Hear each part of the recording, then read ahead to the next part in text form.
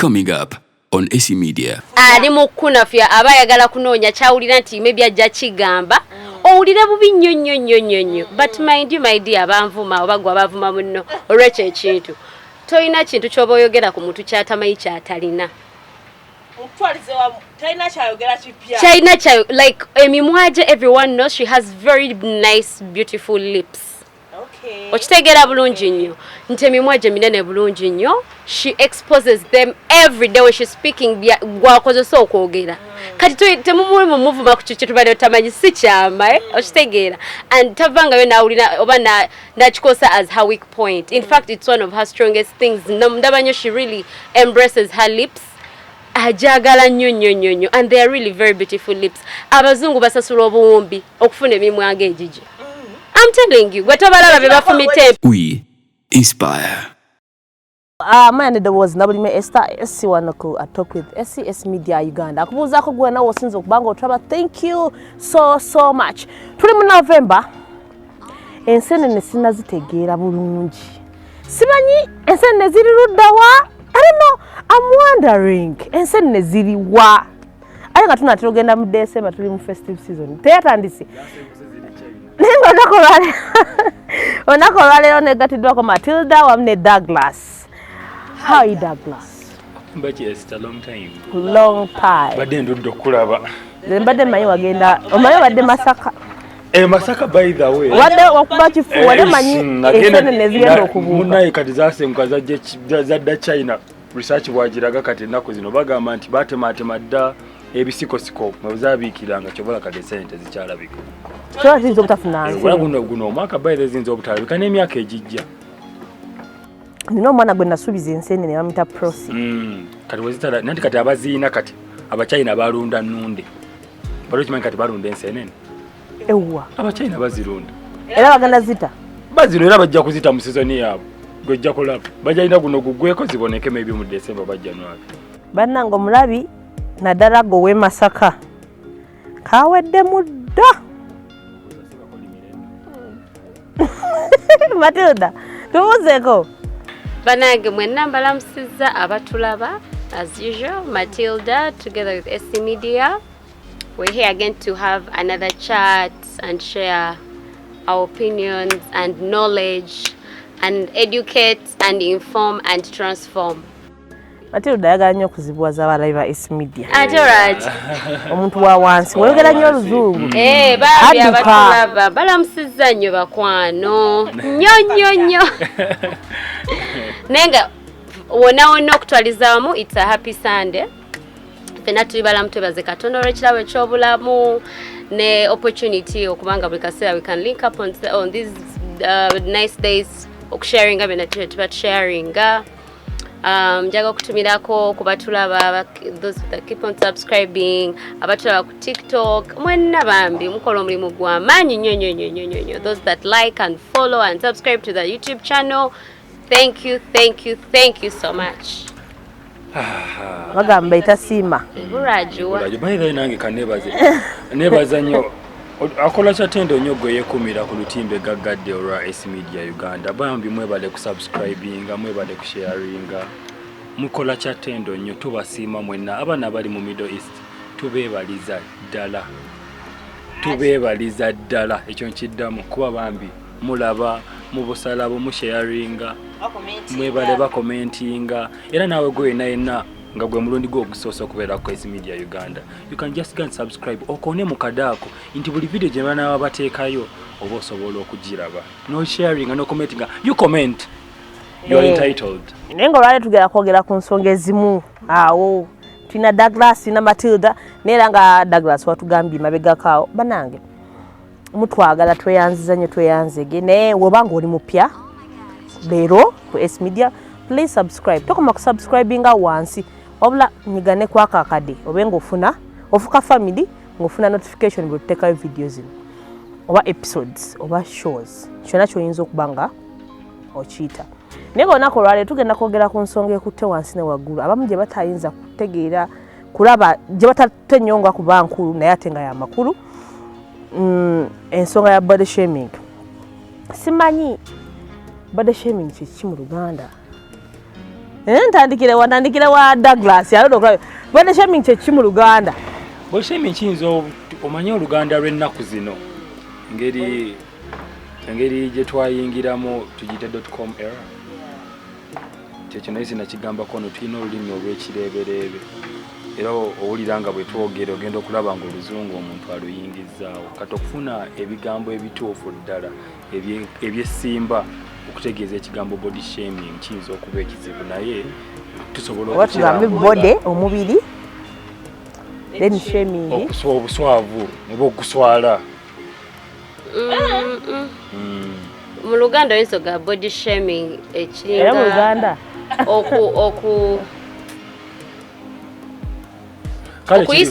okuyisa amaaso omuntu olw'endabikaye sinakuyisaamu n'amaaso kyokka oba okuyisaamu olugaayo mu ngeri omuntu gy'afaananamu okuli omuvuma okuli okola ki oyinza okuba toyogedde esi naye n'amaaso gange ne gandaga nti ombiri go sigusiimye wewe emibiri gye batasiima waliwo emibiri gye batasiime nina gundi statistics ze ngenda okuwa maaso awo so leero tugenda kwogera awo ku body shaming bannyonnyodde omuntu nakutumya bwati nalabira ddala nga omuntu oyo nga balina ebintu bye bakola leero tugenda kusinziira ku social media kubanga abasinga bonna we tubeerako ku TikTok, tubeerako ku Facebook, tubeerako ku YouTube.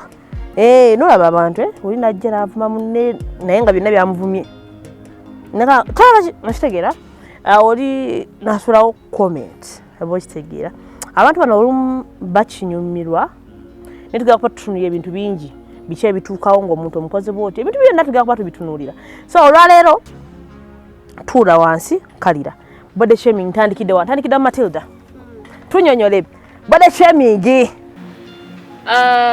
body shaming okutwaliza wamu olinza n'ogitwala mu mbeera nga woga nti it's also a way of bullying okutizinga okubullinga okuvoola okuvuma okumanyira okulengeza oba okitegeera okulengeza omuntu olw'okuba olw'enfaanana ye olw'endabika ye Katonda mwe yamutondera kubanga ebiseera ebisinga abantu tebatwatakinga ku bintu ebyo byoba maybe wafunye obanga oba wagenze mu ddwaliro oba ne bakola plastic surgery embiye but babeera bava ku butonde bw'obutuufu Katonda mwe yakutondera oba okiraba olina akuvuma kiraba ogutwe kirabe kiki all that is body shaming and body shaming is it's a bullying activity omuntu aba akubullinga and it affects your mental health, it affects your self-esteem, it affects so many things. It puts so many people in depression. Abantu abasinga babagala nakwetta olwokuba gundi yamuvumye kino. Abantu abamu bagwera mu ddala amaanyi nabanga tayagala nakufuluma mu bantu. Okiraba olw'ekintu omuntu omucomment gyaba yamukozeeko. Body shaming by the way tebera nnyo ku social media kokka nene ku bantu betubeera nabo mikwano gyaffe abagalwa baffe families zaffe omuntu abeerawo nga body shaming omuntu gwabeera naye kati nga esanti mbeera naawe ne kukolako comment all that is body kati nze na nyegenyege mwabirabye byonna omwalo nakola ku bagita NG what NRG radio. Yes NRG radio amitani esau omwalo etania so ambia koze video ye bulungi niwe wenagazo kwa comments nga nyingi nenga bona bade bali kumimwa ja mwana newe muvuma kati awenyaga tutandikire kubimuwe birowoozo byamwe ku nsonga ezo ekirowoozo kyange kyenizo okuwa ku mbeera eyo ebiseera bisinga omuntu bw'ajja naku body shaming aba kulabemu big potential. Yes, ebiseera bisinga omuntu tasobola kujja naku kubanga you have so many beautiful features on your body.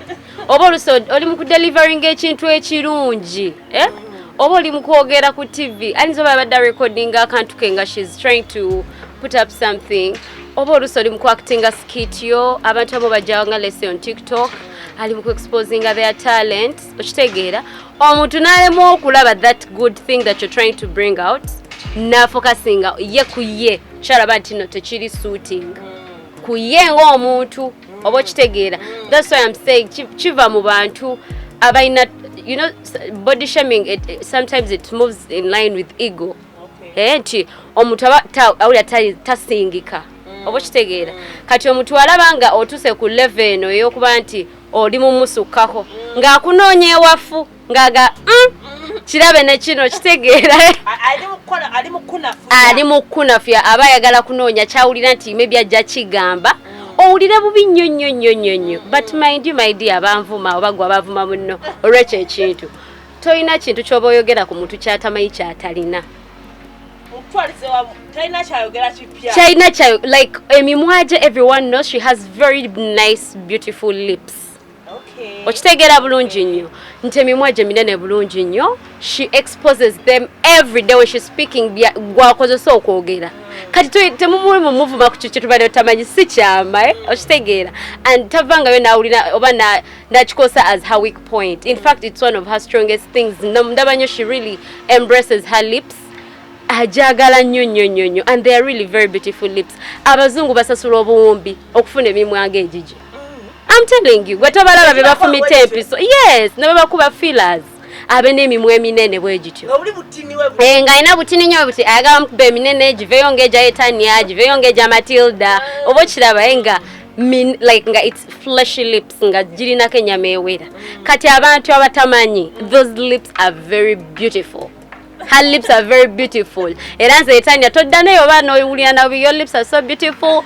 People die, people pay lots of money to get such lips. Douglas, oyongera ko chikuchitu cha Matilda.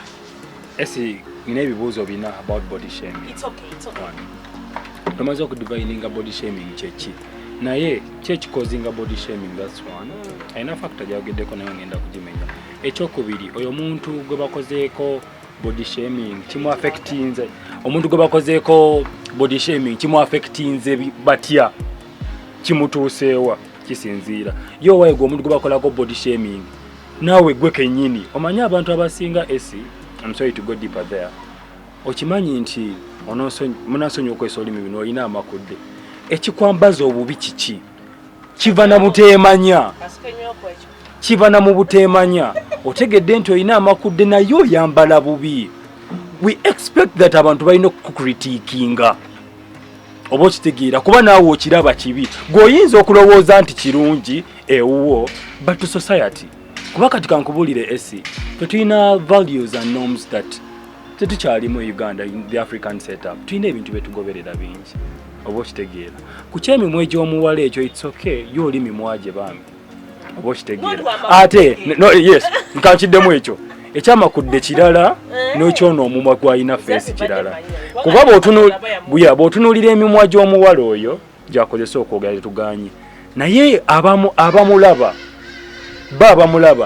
bo baagala yafaanane kyatali kuba tajja kukikyusa mimwa gye bwe gityo oba okitegeera ate esi bino bwe baba ku body shaming bisuubire gwenga bo weyagala esomulasi bwagenda okwagala kyewawulira ku mubiri gwo because nanga ama victim of body shaming mbuuza ntya Douglas oli katono nnyo you get Douglas you are very small bichi edobozi dungi but you are very small that's body shaming kinuma ngambo ba aiga hidhim oba ngende ntandika okunywa bino ebintu ebizaako weight naye ate kijja kuba neze mbadde ndowooza nti olina ku that's you because sura y'abantu jakuba ate mbenyize ku mateeka agatali gange tetuganye twagala okulabika obulungi bangi nnyo waliwo factors ezitusindikiriza okulabika nga bwe tulabika tutasobola kujja mu public bagamba n'omuntu oyo naye bw'atyo bw'ali ayinza okuba munene nnyo ng'alina issues ze bambi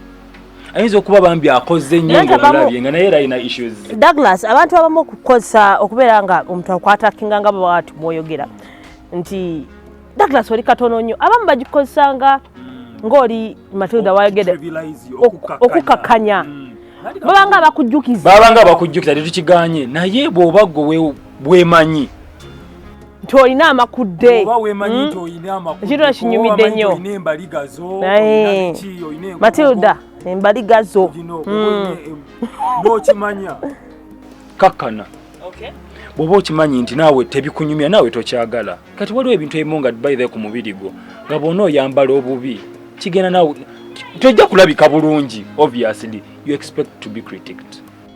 Kyogamba kati omugoye tulina buleka kuba waliwo okubanga omubiri guli bwe naye nga akagoye nange njagala nkambale. Abantu bayida abatunda engoye bakola biki bagamba amanyi omubiri gwo. Kati nga kubwe twabadde tugenda no munyegenyege. Steged nga dress code. Steged. Kati nange njagala nyambale. Natu oba oyagala kati nsobira critiquing kati don't cry a lot. Baba bakwata kinze expected because now obadde kimanyi esi buli muntu amanyi kale watali perfect ku mubiri gwe ku bitundu bye byonna.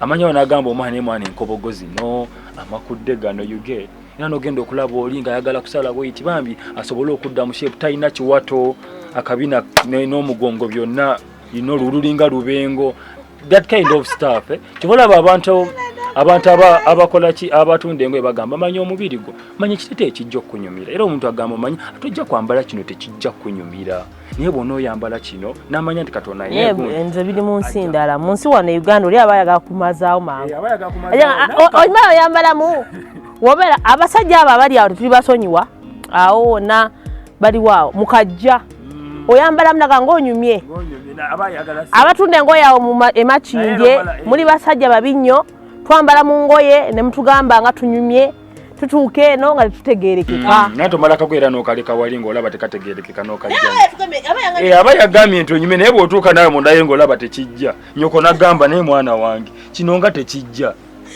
oba okitegeera nyoko naye aba ku body shaminze mbwagamba naye mwana wange okimanyi olina amakodde naye ekikwambaza bwokyo kiki abata ku body shaminze definitely aba akikoze era kijja naye yacho anti raba aba ayinza okuba about the shamings but how naye watudda kuba n'abantu bano abalala bano abantu abalala bano no it's okay amasa tugenda kuba twogera ku kintu kino tulaga abantu how people feel mbanga abantu bamba bikola olina mugana mukaze noli kyemwe babeera neyo ne bababuuza lwaki wakoze kino lwaki omuntu wamuvumye bwoti nakikoze just for fun nebo tebamanyi infect gye bakoze nga muntu oli oba kitegera so we come back here nti onayinza okuba kikoze but how oba kitegedde how esikankubuulira abantu abasinga bagenda okukola ebintu ebyo esikankule bwe wali ogenda okukola ensobi twamanya nti ogenda kukola ensobi ebimu byoba omanyi nti ogenda kukola ensobi kati kyogamba oba ovuma omuntu oba tomanya nti kino kyoli wakola nti kibi okay kankiddemu kino era kankirambule njagala mukifumiitirizeeko nnyo kyenjogedde n'omulabi ali eyo ebiseera ebisinga bw'oba ogenda okukola ensobi gwe todira abantu ogenda kukola nsobi ne bwe mutima ne beekugamba nti munnange kyogenda okukola ekibi wabaawo amaanyi amalala gakusindiikiriza n'okikola naye bw'otegeera n'orealizing nti nkoze ensobi nga kirina obuzibu bwe kikusuddemu that's when you feel the impact kuba tojja kufiiringa impact ya nsobi gy'okoze nga impact tujja kufiiringa bulumi bwa nsobi gy'okoze nga tebunnaba kuddira oba okitegeera kyembadde ngezaako otegeeza mu ekyo kati abantu abasinga bagenda oku body shaming abantu abo abamu nga balina grudges zaabwe era waliwo omuntu gw'olabanga oli yamuga agamba nze omuntu oyo simwagala naye nga talina kyeyamukola okitegeera nga ne waba bambi afubutukamu ebyamagezi bitya olw'okuba tamwagala oba olw'okuba alina okugulu okubi kugenda kubika manya nti kankule kino ensi y'abaddugavu yeeno nti oba n'ebirungi 100 n'oba n'ekibi kimu nekiroka kikavaringa byonna kati omuwala oyo bambi ayinza okuba ayogera bulungi akola biki naye weebale nnyo alina good work naye bo kyebafokasingako mumwa ate nekirala esikankubuulire kati gwaba body shaming Uganda tebagala abasingako Ugandans have that problem Matilda anti nze lwaki njogera ku Uganda because wendi sinagendako mu America weva njagala okugendayo kanekubira akalango nyinza okufuna visa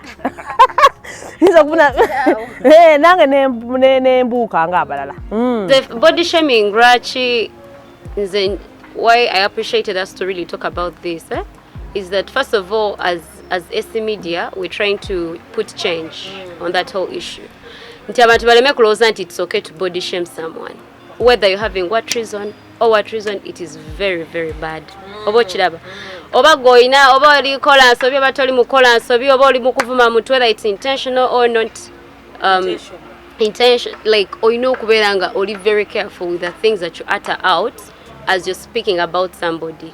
And of all those things, picking a certain part on someone, munfanana ye, techina kubeeramu. Oba kitegeera, munfanana ye omuntu. Kuba ebiseera ebisinga, kabeere nti oba muntu w'amakudde Douglas nga babadde agamba. Ebiseera ebisinga omuntu wabanga asobola okuba nga exposing that part people think is not beautiful. Aba ye accepting ze. And those are some of the ways bw'okola research ze bakulabagamu engeri how to get rid of body shaming. Gwe ng'omuntu. Engeri gy'olinza okuleeta omuntu aku body shaming obutaku affectinga oba okukozesa ebigambo ebyo okubutakutuukako. Nti omuntu they advise you to accept who you are. Oba kiraba nti bwewekkiriza gwe nfaanana yo bweri omuntu ne bw'anajja n'akuvuma I think about yourself. Naje nagamba nti gundi ye kirabe enkobogo Douglas oli katini like you accept yourself, you're like I am small, that is who I am. Oba kitegeera kubanga kati waneno on this show we are looking at how someone is also, we're also going to be looking at how someone can get rid of that kind of attitude coming from people. Ate Douglas kati nga abantu abatono nabo balina engoye zebatalina kwambala.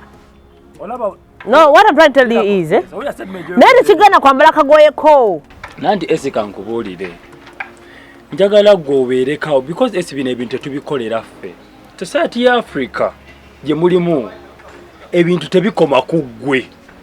But Africa needs change.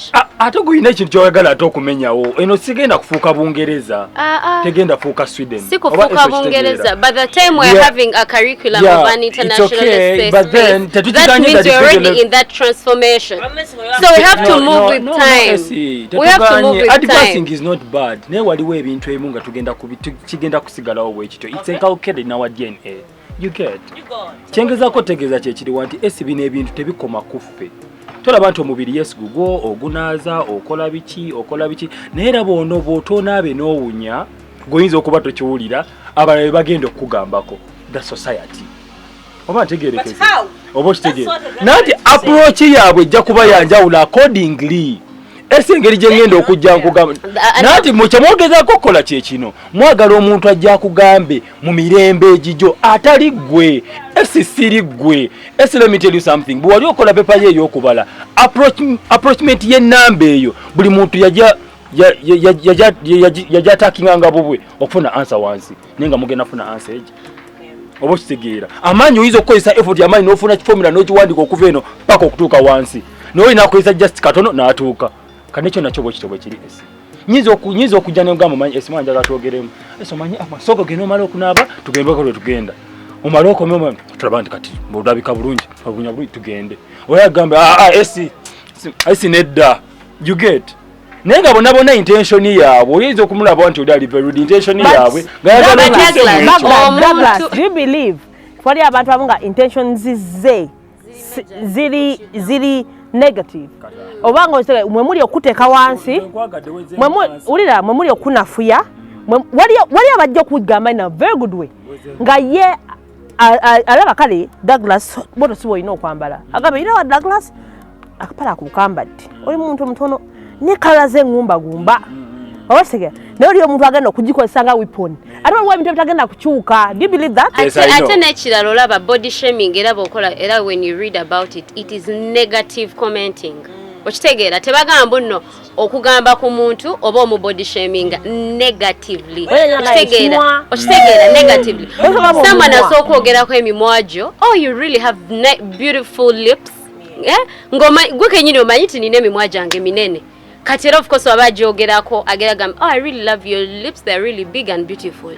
Omuntu tagenda vaawo nga ali offended tigundi yanumbye the body shape oyo omushago twatogerako wale bagamba nti mumwejo mirungi ngate bagyegomba esi kyekye mbadengeza kugamba wezeemo answer waliyo abamu ati be batono n'obutabaayo esi era n'ebirungi mu duniya muno ebiri true bitono ngamwe mwikwano gy'olina abali true batono ne approachment ku bintu ebimu ku bulamu bwo abagendo byatakinga obulungi bajja kuba batono abajjo byatakinga obi jikwa tukirize negative energy mu nsi muno mweri ate yatandikawo kuvadda olaba critiquing nga Kristo ate ologwe kino kankule body shaming by the bagendo kuleetera negative biki ne zikunyiga nawe oba okikiriza Douglas have fought that. Kasitomo yogo munda gumugwaka nti ndi kyendi lwakino Katonda yan creatinga bwati ina purpose je nina okusavinga ebisigadde ba background noise. Okay.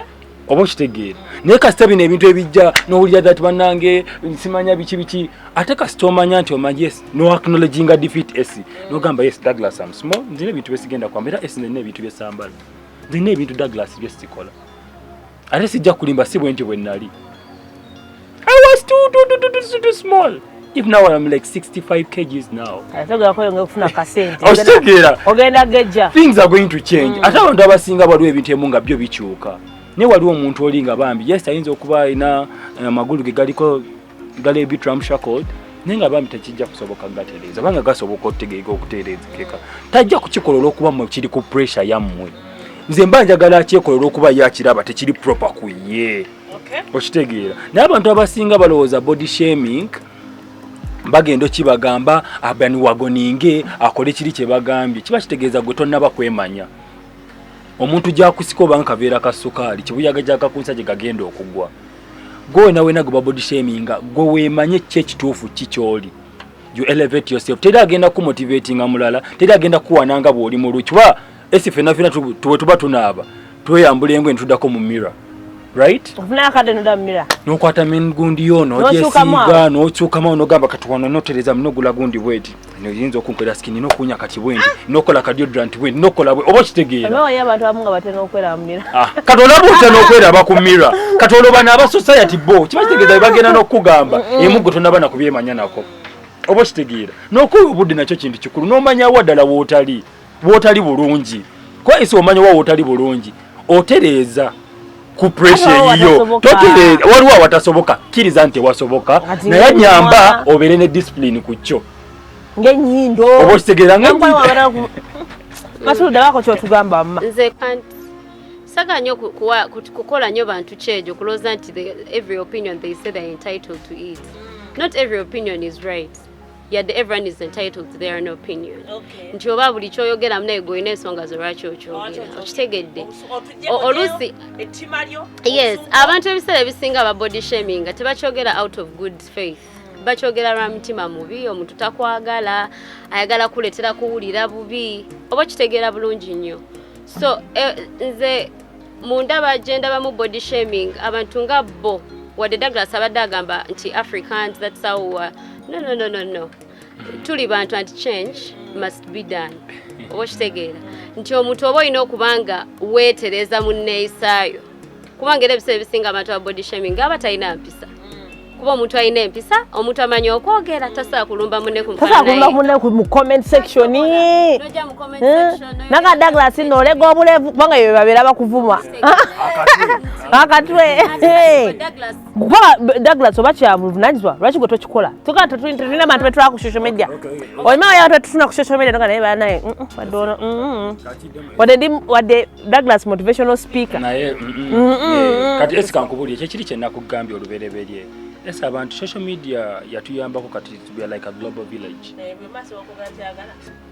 tetunabafuna restrictions kugana abantu kwogera bye baagala mu Uganda zokaze okitegeera it's okay not that tuli Uganda tetunaba kuzifuna yet ate esi jebuva ne jebulaga abantu bajja kwogera go wenna ndaba abantu bajja kukwogerako olaba bageyengula n'omufu katolo gwo mulamu atambula Neda Douglas obotega chengeza nina katono in my time yes I know I mean it yes kachiddemu kino wamma tujajogera kankubuli wamma gwe nawe nandaba mu kamera bajja kukwogerako naye kino nsiba nkigamba nnyo abantu nti enjovu bwebe etambula obubone bwobuboggole emirundi kakaaga esinga ddala omanye ekituufu kikyoli togenda kyusa lugendo lwo obo kitegeera bijja kukonako bigwe because goyina kyolaba bo kye batalaba kuba esi bwona ogenda ku bigambo by'abantu ogenda kukakana omenyese kuba oli ebintu emunga Katonda gwe bwato bwe yakutonda ate Katonda yayina ensonga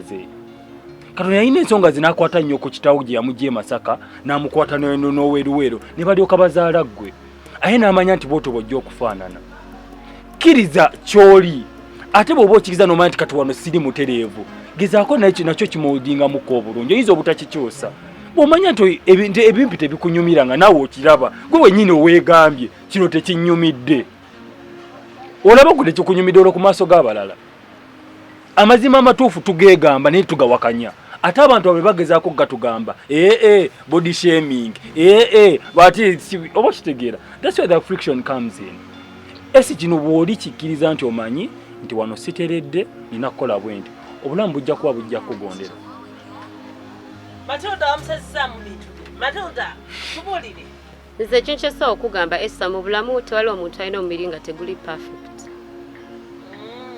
everyone God made you perfectly okay okitegeera katonda mu ngeri yonna gye yakuto me I am perfect I can't stand in the mirror and I tell myself I am ugly here zero me that is the point where thank you that is the I'm not kwegumiaring I am a beautiful girl no I am a beautiful lady and every feature that I have on my body was said to me directly in a weight that I could afford to carry oba kitegera bulungi so okay buli kitundu kye nina ku mubiri gwange kyampeebwa nga kyekyo katonda kye yali anjagaliza okitegeera nga kyekyo singa saakirina sandira ate nga bwendabika oba kitegeera katonda tasaakuwa kintu kitali fitting why Douglas is saying to omuntu obeera onoga nti no this part is not good on me it's because you're comparing yourself to a person maybe that has a feature that you could have wanted. Thank you so much. That is why you see that omuntu abeera onagamba neze nina sina kabina oba ofuna bulungi lwansonga watunuulidde people body shaming doesn't only come from other people even ourselves we body shame our own selves kyenyini kyava okugamba nti oyimirira noga nina amakudde you are body shaming yourself body shaming teva mu bantu bokka bana batwetodde gundi n'angamba ate ebiseera ebisinga etandikira kuffe ne bane nina ekindo ekinene oba singa nali munyankole kuba betumanyika abaera ku buyinda obutonotono you get nti body shaming starts from yourself sometimes kati tulina okwejjamu eyo mentality oyina okweraba when you look at yourself just say I am beautiful period oba siina kabina oba nina akabina oba nina otugulu tutidi oba nina amanene I am beautiful that is how I was created oluusi tufaanana ne bazadde baffe enyindo watwala ya taatawo watwala ya maamawo obudugavu watwala babawo kati you're not going to hate yourself okitegeera going to maybe because I'm like this body shaming starts from us the moment you show the public that there is a part on you that you're not proud of that is the part they are going to target oba okitegeera now those that are too weak mubatulaba oba sometimes abajja ne batwataakinga okitegeera bebabeera nga they do not appreciate the kind of beauty people come in oba nfuna bulungi we're all not going to have small breasts small what breasts like your bust nti obeerawo nga you have very fedeza tugera beera natubeera tutono mabeere mane if I have my big breasts bagala mabeere amanene bebasinga obungi ate bebesente abasajja besente tebagala mabeere butono nze nkubuulira I'm telling you guys responsible people tebabeera mwoyo katemba ate this one has big boobs ate this one has very small boobs ate this one has a big bum responsible men don't even think of those things you get beauty olaba kyebavoola nga bagamba eno senje yaviira beauty is belong to the hands of the holder kitegeera obulungi buli ku ababukutewe abuwaniridde nti nzo okay beauty lies in the hands of the beholder okitegeera bulungi omuntu wemba nze ngaze but that's why nti oba olina okusooka gwe newe appreciating because you're the first person to hold your own beauty before Douglas okitegeera nti before anybody nti Douglas hazaala abe nti oh Matilda is a beautiful girl I myself I have to appreciate that I'm a beautiful girl okimanyi obwera onogana ndi mbira abasajja babula ati kyekugamba omanyi lwaki you hide yourself you hide yourself Yeah.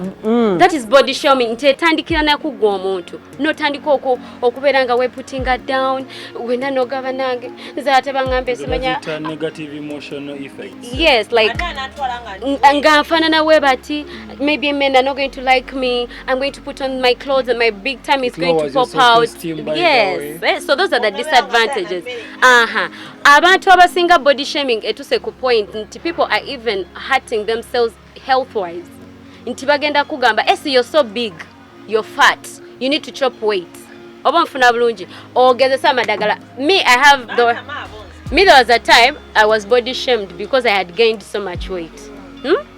Matilda, I should take these things. Ngana ababikola tobamanyi. You don't know the obuzibu ogenda obufunamu, ogenda funa ulcers. Kyanga abakazi abasinga barwala ulcers because they are trying to lose weight because someone told them they are fat and then they put it back to themselves nagane bazimandi munene. Oba kitegera bulungi. They don't give themselves time. Nze kati banga anti ndi munene. Ate nongambye I'm a big victim of so much body shaming. Oba even on TikTok that time wala omuntu yanumba.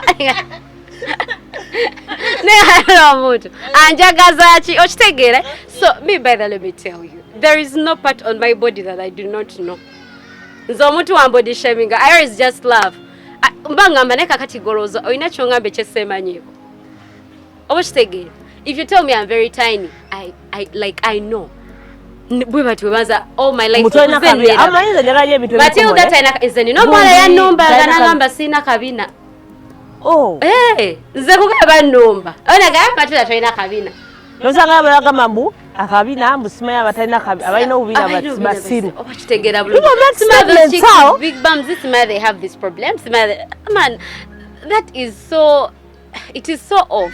That is chiri so ne mu bisala baffe byabajjajja baffe tebakolanga bintu ebyo kubanga baberanga n'empisa Douglas nti tewasanganga omuntu ow'empisa Douglas tasobola ku body shaminga munne.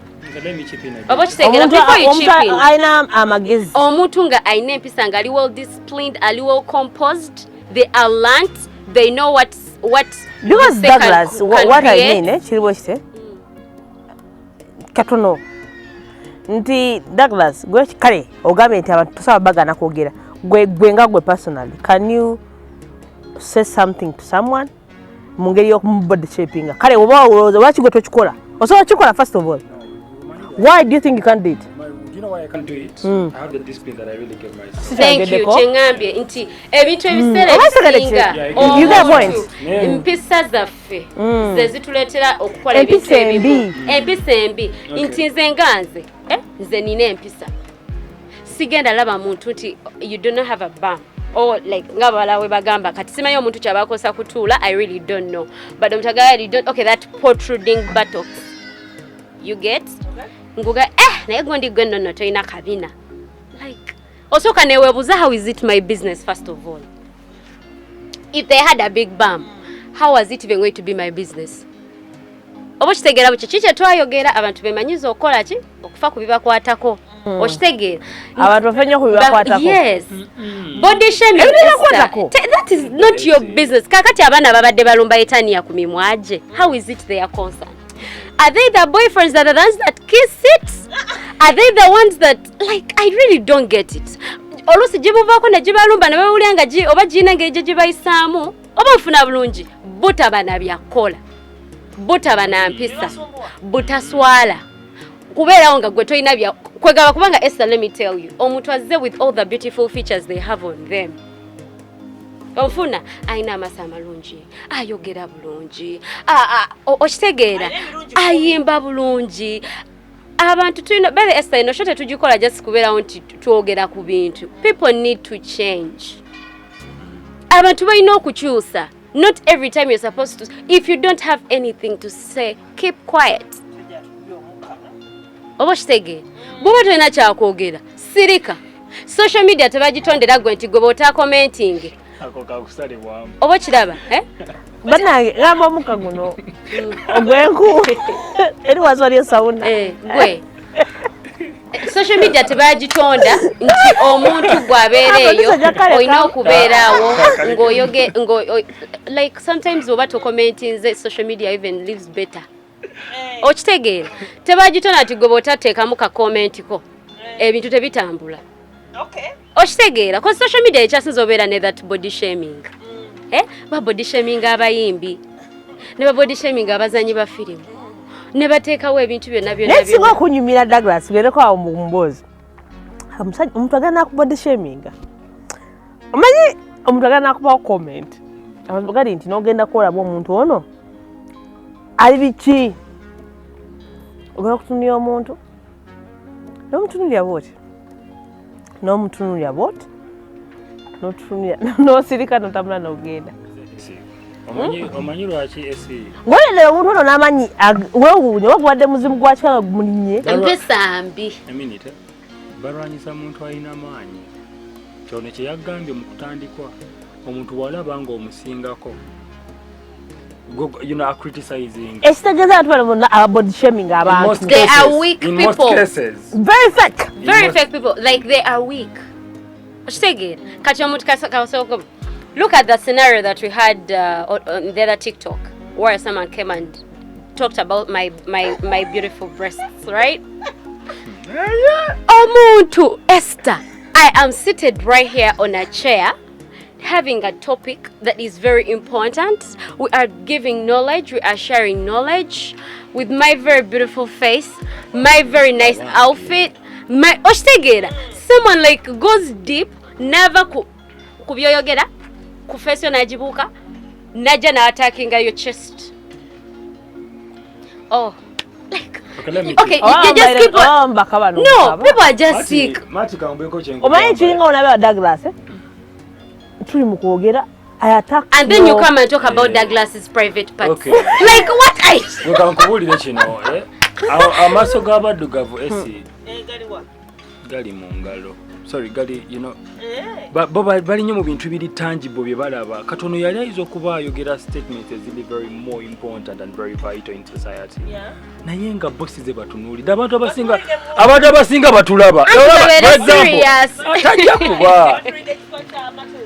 Abantu abasinga babeera ku mitimbagano egyo nga tayagala kuwulira biki byogera nga n'eddoboozi asobola oddimutinga.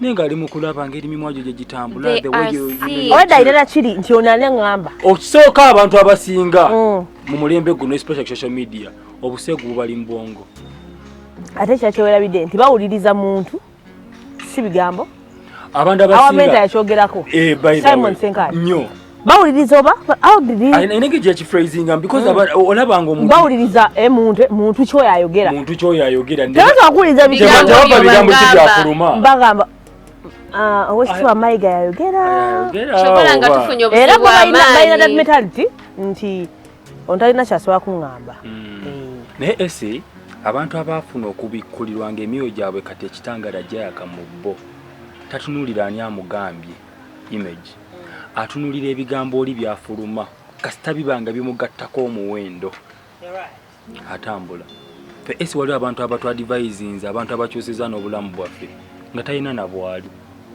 ng'akola mu kasasiro n'agamba mwana wange nkwegayiridde bw'ofunanga ssente tokolanga kino na kino na kino naye nga n'omugagga alina ssente asobola ebyo bigambo kuba okwata kirino tazirina itsoke naye ebigambo byakuwadde ssente capital kati nekyo nakyo bwe kiri abantu abasinga bava ku muntu ebigambo byabayogera ne badda ate ku mubiri kati ekyo kino kankizeeyo social media buseegu buli awo Lwaki?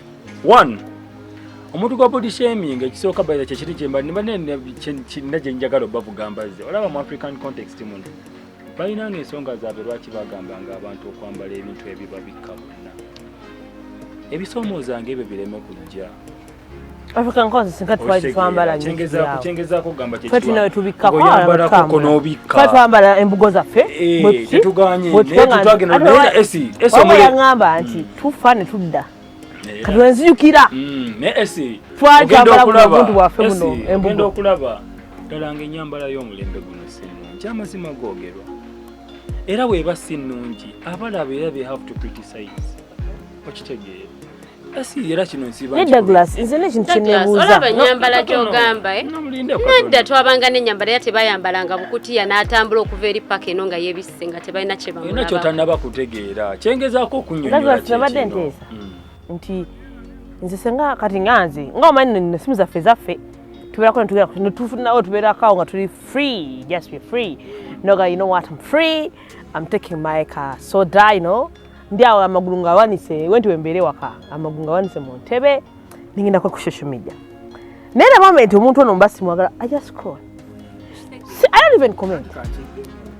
Ekyo boto nze ndowooza maati bano abiti bagitwale nti omuntu tumwagadde lunyambala you skip. No, esi obulamu bw'engeri gy'obutambuzaamu omulala si bw'ato bw'agenda okubutambuza anti oyo atasobola butambuza mu ngeri ntuufu akyuse togenda mukaka kukyusa kuba tali ggwe oba esi ntegeerekeka esi for example esi tuwuliriza nnyo emisomo gya ssente. Newton Buteeraba asomesezza finances men okitegeera okitiibwa Muteeraba olaba nga asomesezza finances naye era osanga oli ali mu comment ngagamba gwa ngamba olina kizimbe ki mu Kampala.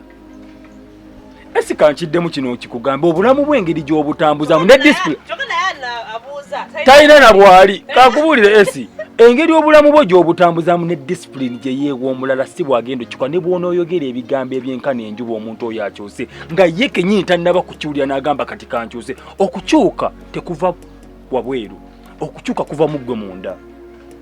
And sometimes you have to be guided, Douglas. You have to. Naye era still nga bwe ngamba nti omuntu no one is going to motivate you nga tosoose kumotivate nga gwe kwennyini. No, people need help. If people are sick, they do need help. They need help. It begins with you. Ola n'omusawo ne waba akujjanjaba era nakugamba ojja kuwona naye bw'oba tolina kukkiriza mu ggwe nti nja kuwona esi tojja kuwona. Let me give you an example. I really don't agree with Douglas wagamba mbuno abantu abamu bo bwe batyo. Esther tukulidde mu mbeera nga wakulire wamwe muliisa ngalo nga mutula na wansi kuki ku lwaliiro ne mutula ne muli emmere n'otuuka n'ogenda in a different society oba n'ogamba kale n'ofuna ku mukisa n'ogenda n'obeerako mu bazungu oba ofuna bulungi n'obutagenda bazungu kale nakangamba abazungu okitegeera oba n'ogendako kale mu bifo ebyenjawulo ogenze waka w'abantu abalala bo they sit on a dining and eat food oba ofuna bulungi olugira nga bagamba muna first we don't have mats here we use the dining okitegeera bulungi togenda kukalambira ogayenza nze njaga nze manyi byakutula wansi ze okitegeera ogenda gamba okay we mutyo bwe mukola I have to learn it oba okitegeera bulungi nnyo abazungu bajja yaffe twaliisanga ngalo naye kakati amaka oli amaka gatalina fooko oba ejjiiko all that is change kati oba tumwadde fooko toyamme webale nnyo all that is change kati waliwo enjala ezimu abantu abali ewo balina enjala ezimu nga tesobola kulikwata mmere won't be honest nga tesobola kukwata ki sala olw'ensonga oba ziba zikola ki zizoba zikaringa jams ebintu ng'ebyo era nga watalina fooko nga emisinde gyenyo okutwala mwina kyemwerabidde mwenna mpaka ekyamaliriza pointi yange so wekugambira nti nno eyo eyendowooza eyogamba mbuno some people are like that. It is so wrong. That's why they are motivational speakers, because they believe in change.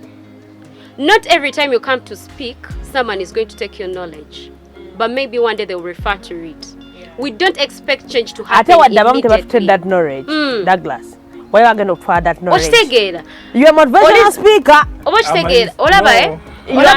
Olaba Esther.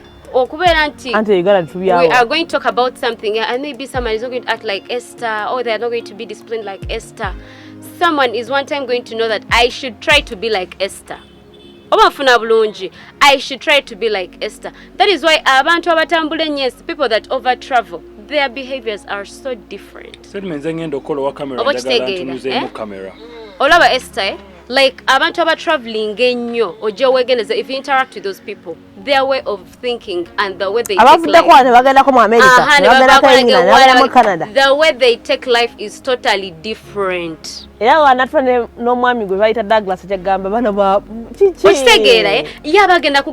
do you say someone can't change? Wazaliwanga tomanyi kusoma. Right now you can sit and read a whole novel. Nofuna even the moral of the story. That something can happen to another person. Masao, gomulabi wa ESY Media tuga kwatogera ku ngeri oyinza how to overcome this situation. Senga baku body shaminga. How do you avoid it? How do you deal with it? Masa. Matilda, katsoka gere kwa Douglas. Nkubulire esi Africa eno giraba twakulakulana mu bizimbe mu bizimbe si mu mbeera embeera gye tugezaako just to twekakaatikamu bwekakaatisi tetunnatuukayo. Douglas mbeera ki? Kamalirize nedda kubuuza nawe kyova kwogera mbeera ki? Sagala onneerabire. Kale Agatubuulira. Ntubulire Douglas. Africa eno kankiddemu era nkyogere twakulakulana ebizimbe tubizimbye. Twakulakulana ng'abantu. Oba kitege okulakulana kirala n'okula kirala. Abanje nnyo wano ebizimbe bino kulakulana because we can see things are very tangible. Abasinga tukuze mukuze wabweru lira njija mukuze wabweru naye munda mumwe abaddugavu tetunnakulambuuza lwaki kuba bw'ŋŋamba nti tugezezaako tu adopt system kuba tuyinga abagenda ku adjust African society oba African norms neziri ezakajja oba okitega because kankubulira ekyo nabadde mbagambako olubereberye edda balinanga ensonga zaabwe balinanga amagezi ameekusike lwaki bagamba omwana omuwala ajja kwambala bw'ati nebikyukamu kati weba bikyuseemu bigenda kujja n'ebisoomooza mu bisuubire ono kyabadde agezaako kugamba nti simanya change kati agezaako kugamba nti omuntu naye bamubond shaminga waya batera okugamba eyo mulaba omumwa mulaba ennyindo mulaba ki nandi esi mukama anansonyiwako bagamba gundi they talked about my breast.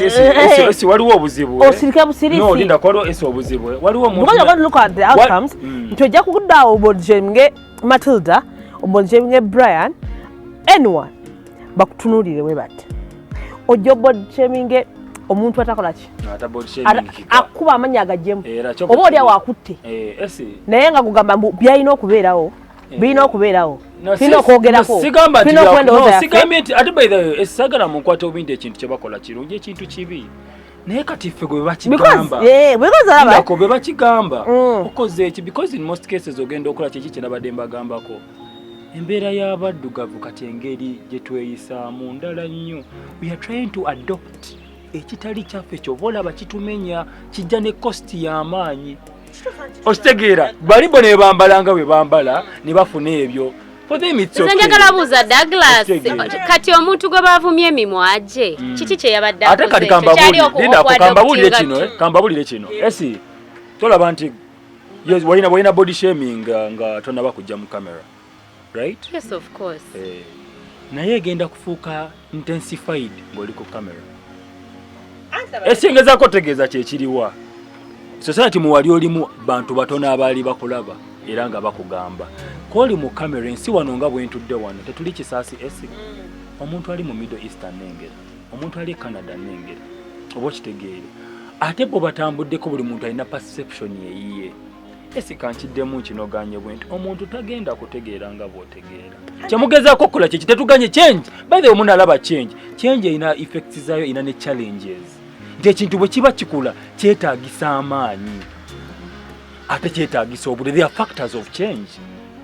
Ate jjukira social media nga bwe nabagambye terina regulations at all. Olaba badda ku Ssaabasajja Kabaka ne bavuma.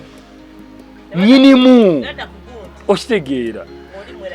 You know, ne badda ku ba clergymen bonna ab'eddiini bonna ne babaddako ne babavuma.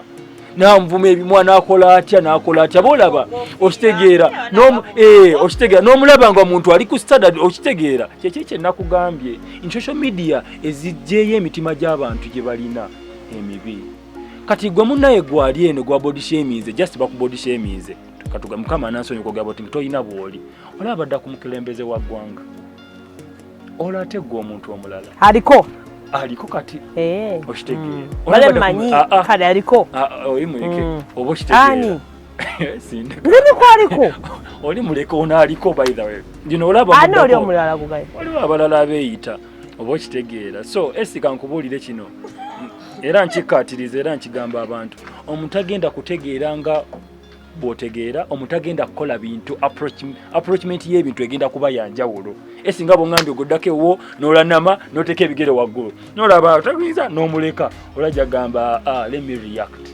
olw'okuba obwongo bwe kye bumutumye esi omwami omu yagamba bw'ati obukubagano bwe tulina mu nsi muno tebuli wakati w'abantu bannaffe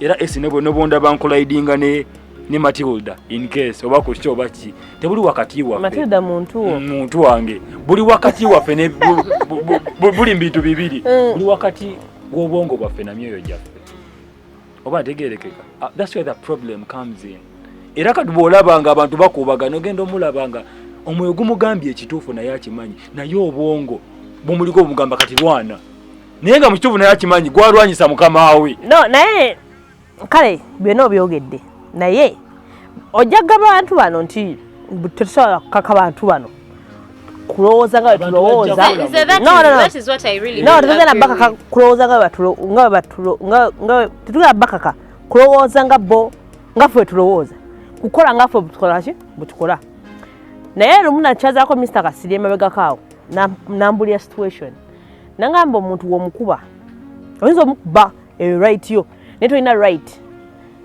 mugamba agenda kureactinga atya estegede tojja mukuba asirike ojja mukuba akube yagamba omuntu tasaa akusubira okukuba atakugambe n'engeri gy'alina okukaaba omukube akutte ndi wadde abantu balina oba oliawo the way they think balina eddembe lyabwe kati nga wano mu Uganda buli muntu ali wa ddembe omuntu ayinza okujja katuti nga woyogedde najja naavuma omuntu ngwayedera omuntu tamutuuka kuwadde koota asobola n'omuliisa emyaka nga talina nakyamukoze n'obulamu bwe bwonna omuntu asobola okukola buli kimu kyakola naye waliyo abantu abamu Douglas okimanyi ngaebyo n'ebyekisolo byogenda bikola ku bantu abalala omuntu oyo agameze tonvuma society is becoming another thing abantu batabuse because of body shaming people are dieting exclusively badieting n'ebintu ebigenda obatta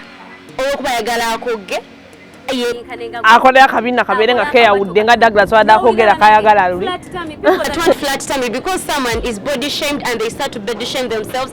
Oh my God, I have a big stomach. Atandike, I have to cut my stomach. Omufuna bulungi alufiireko alema okulya emmere muwa amaanyi alema okukola ebitooka bamugambe stomach is what is big bw'anoonyerezaako ng'atandika kulya byatalina kulya ng'akogga loose medication is more expensive than what you inserted in yourself for you to think that you're trying to get a flat tummy.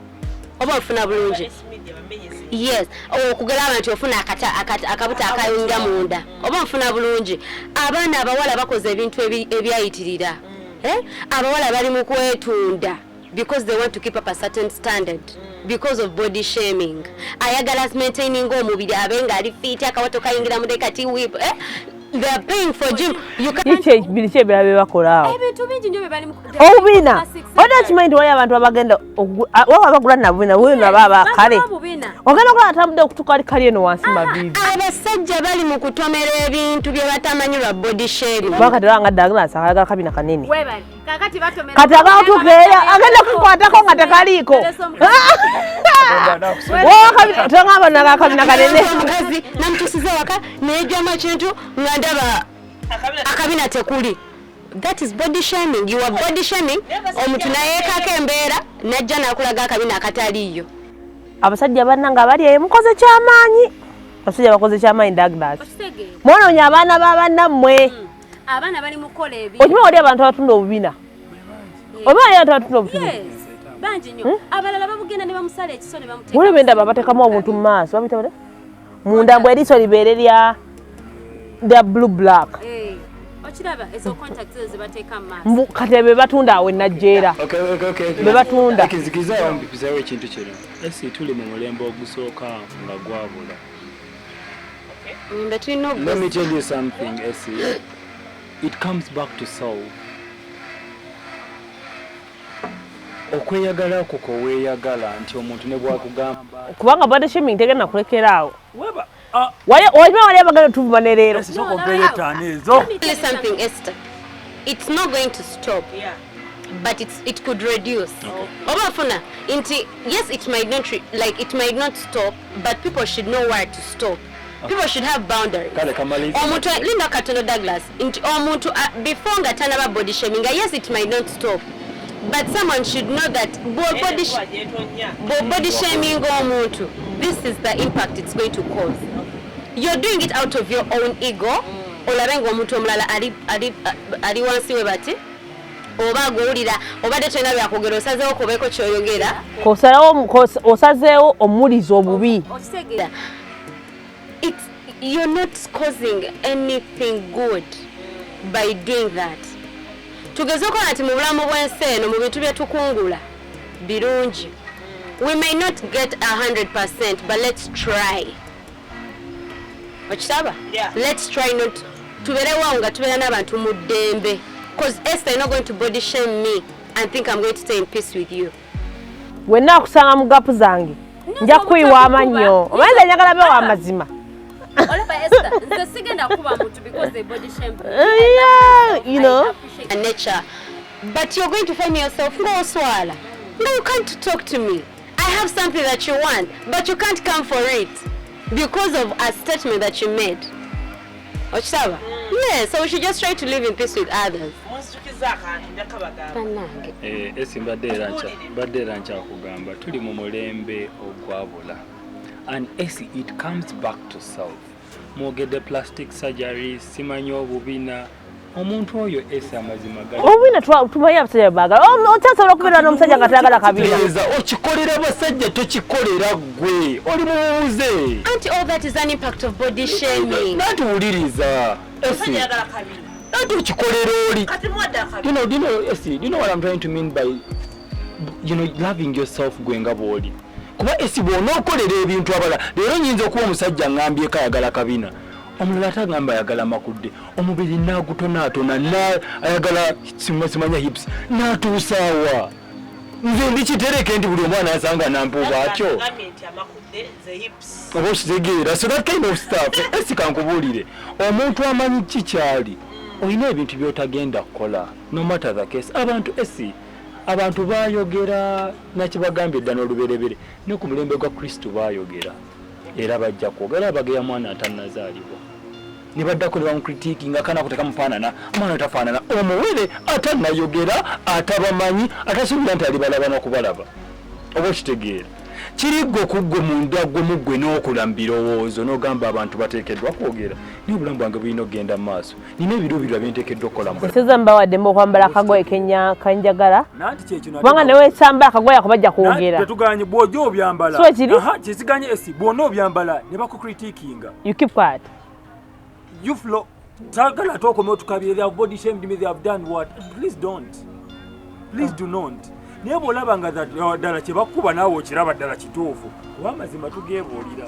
ogamba naye mwana wano nedda nga naawe okyakagoye kano n'otulakuko n'enfaanana ogamba wano saanyuma okitegeera neweekubamu tooki gwe ng'omuntu because definitely kibola bagamba tugende waka mu kitanda otunuulire ku ceiling oba otunuulire ku mabaati bwewuulire gwe wekka amazima nga isi bwe najja wano ne nkwadvising emirundi 6 decision yo genda ewo otuule wokka bw'omu ogisalewo nikyo nakyo bwe kiri ku body shaming oba okitegeera nti abantu ebanakubuulira ebisukkakaawo togenda kubanga obikolera buli omu ensi eno bwona ogikolera ebirungi ebyenkana oba ki obuloolo togenda kugisanyusa ate abantu tebalisiima weyagale gwenga gwe love yourself body shaming by the way to eliminate it is to love yourself bw'olabinga yosefu kiba kitegeera ne bwona oyambala kamini ng'olina amakudde ne boogera togenda oyogedde ku loving yourself nga gwe enswera ekoze ite Matilda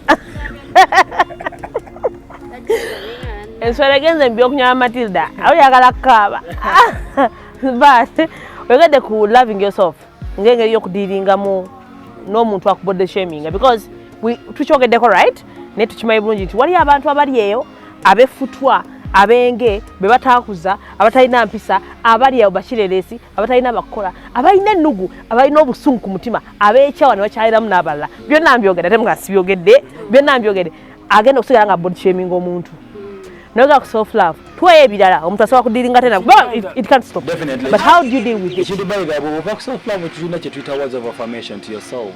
Okay. Tell yourself that I'm beautiful, I'm good, Katonda nkwebaza ate I'm smart. Ate bayiga esi the moment you move tinyambadde akagwe kange bagenda koga I'm smart. The moment actually so ekiri matiza the moment actually esi you move n'otambulako n'olaba abatalina byolina ogamba weka ngomire wano okitegeera bantu nga bakabidde obubina okitegeera notunakolodaga alhamdulillah nosanga oli bambinga munene atasobola na kutambula n'ogamba naye nedda kambeere gyendi ekyo abere kikuzaayo ate emabega n'ogamba kambeere gyendi even that exposure as well bw'ogiraba abantu bagenda okwogererwa n'ogamba kati ndowooza bano bamaybe tebannalaba kambe omanyi esi sibangamba nnyo abantu lyakatono naye nga kali continuous ate nga kamirembe esi beera n'ekintu kyo Katonda kiyakuwa okiwuliremu emirembe nti kyekyo simanyi ki esi kyokkiriza nandaba ku kamera kikyakkiriza omutonzi bw'okkiriza nti eyakutonda ate era yalina plan nga tebannaba kukuzaala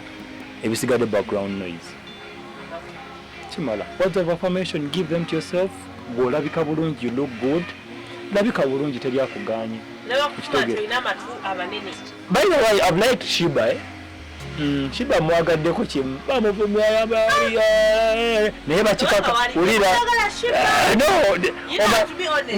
esi se mutagala Shiba music wise okuba maybe tankubanyo kiryawo naye no naye badisa ne naye kyegeza kugamba alina ka attitude naye omulabanga bange kibi by the way I'm a bit objective always in most cases naye olaba omuwala oye bamwogeredde akola ki naye abakakasiza nti ennyambala esi ye mudefininga abantu abasinga baba criticizinga kitandika obugalo bwa Shiba kalungi.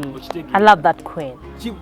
Abalaze nti temugamba nti nyambala bubi but I'm having this temugamba nti but I'm having this naye abantu abamu baba body shaminga ne kimulya yenna yaraba ile wala research bwalaga nti omuntu ne development becoming a bit low anatakyagala genda nakola nati bajja mu critiquinga Shiba yakulaga nti they critique her nena jja ku stage okitegeera oyogedde ku bayina ekitubu olina wali abantu abamu nga baviirako naddala olina wali abantu abamu abavudde ku career zaabwe abavudde ku their callings abavudde ku mirimu gyabwe abavudde mu bufumbo bwabwe olwa body shaming ayawea zinewunya n'abasajja abafumbo nosanga omusajja naye nze kisinga okunuma nti omuntu wagenda n'apima omuntu naye nga yetasusa kwetunulako kubanga no one is perfect Oluganda bagamba tulaba nnyo akasekera akali mu liso ly'omuntu omulala naye nze ngeri Douglas byonna abyogedde tugenzeko Matilda obyogedde olina kyoyagala okwogera nga tonakuwa muntu magezi kyenninza okubagamba kansooke mbawo amagezi because from there maybe mujja kuba mukyenjagala oyisaawo. First of all omuntu wenayina webabeera baku body shaming naye nga bwe nakugambye nti body shaming oluusi naffe ebeerako ffe sometimes nti naffe abantu nga ffe we body shame ourselves. We body shame ourselves. No gamba I am ugly, I have fake eyes, I have fake lips, I have no body shaming nga n'omuntu mulala tannakulumba. That is why abantu abamu be body shaming bwe bakimugamba it hits them so bad. Ransonga already ye amanye ekyo ekitundu kye eky'omubiri kibi oba afuna bulungi kati obadde ne bakimugamba banga bamuwadde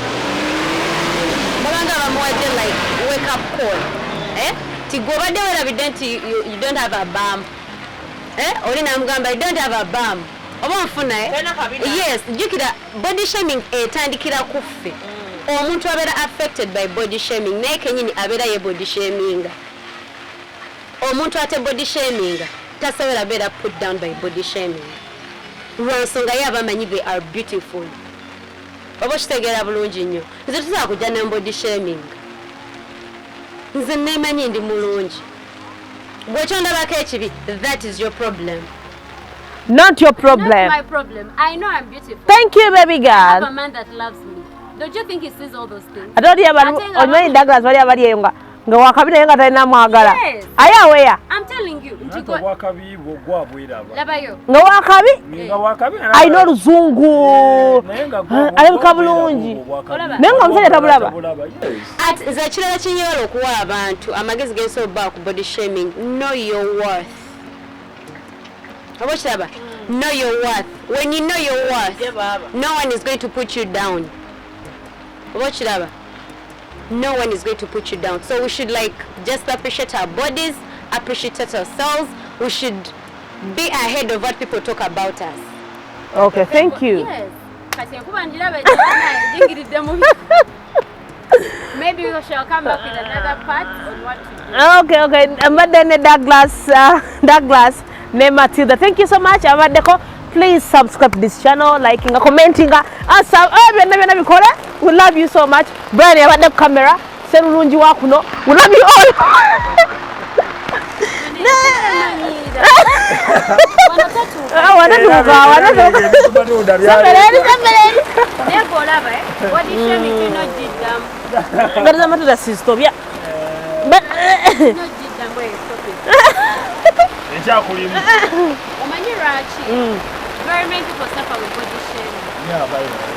Eruma, lako mtewaji mwene eruma.